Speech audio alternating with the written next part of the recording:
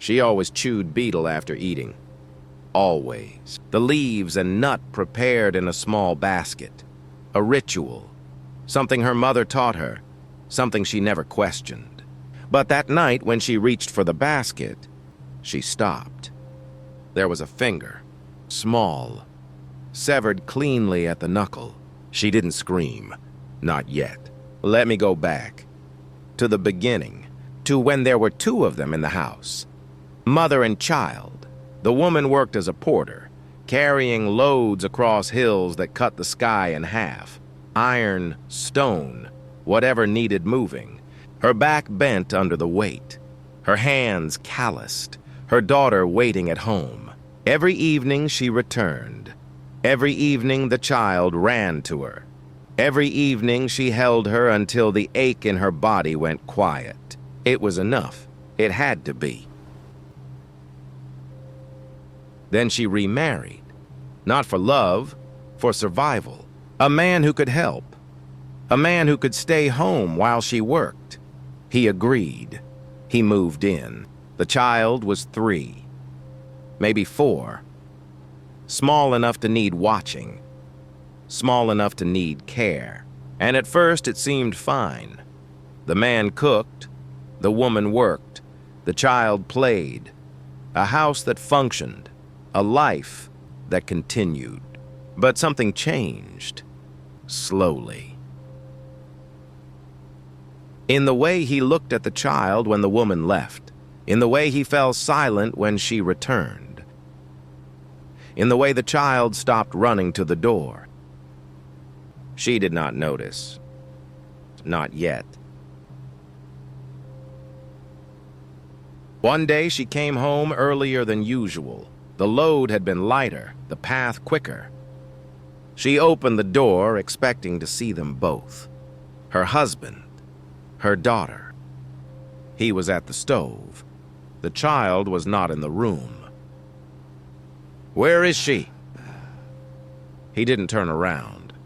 Sleeping. She set down her bundle, walked to the other room. Empty. She came back. "Where is she?" I said sleeping. His voice had no weight, no inflection, as if the question didn't matter. She didn't ask again, because the food was ready, and she was tired, and hunger doesn't wait for answers. The meal was different that night, richer, meat she didn't recognize. He said he'd bought it from a trader. She didn't ask what kind. She ate. Every bite. She was too tired to question, too hungry to refuse. And when the meal was finished, she reached for her basket. The betel leaves, the areca nut, the ritual that closed every day. Her hand stopped. A finger, child-sized, still wearing the small ring she had made from thread. She looked at the pot, still warm on the stove. She looked at her husband. He wasn't looking back. They say she ran, out of the house, through the village, past the trees, still holding the finger, still seeing the pot. People tried to stop her. They called her name. She didn't hear them. She ran toward the edge, where the land ends, where the water falls. And when she reached the cliff, she didn't slow down. There are places where the earth remembers. If she's still running, the basket is still there. The water has been falling ever since. That is the story they tell, but folklore is often a mask, worn to hide a reality too ugly to look at directly. To understand what happened in Rangirta, we have to look past the legend. We have to look at the biology. The village record suggests this wasn't just a crime of passion. It was a crime of evolution. Psychologists call it the Cinderella effect. In nature, from lions to primates.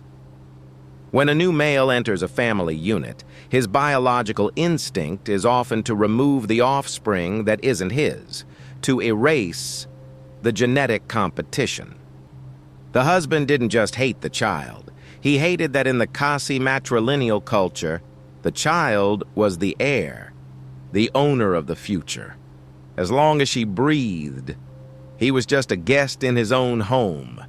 Killing her wasn't just murder, it was an eviction. And then there is the water. You are looking at the plunge pool of Nohkalikai. The water is a distinct, unnatural green. The locals say the green is the bile, the sickness of a mother who consumed her own grief. Science says it is algae, or copper deposits reacting with the light. But standing on that edge, looking down into the color, the science feels less real than the story. Today, thousands of tourists visit the falls. They take photos. They eat lunch at the viewpoint. They unknowingly reenact the very ritual that destroyed Kalikai, eating while overlooking the grave. The basket remains the most terrifying object in this story, because it was empty. The horror wasn't what was inside. The horror was the realization that the filling was already inside her. Nohkalikai is not a ghost story. It is a warning about the fragility of domestic safety. The most dangerous things are not in the forest. They are in the kitchen, waiting to be served.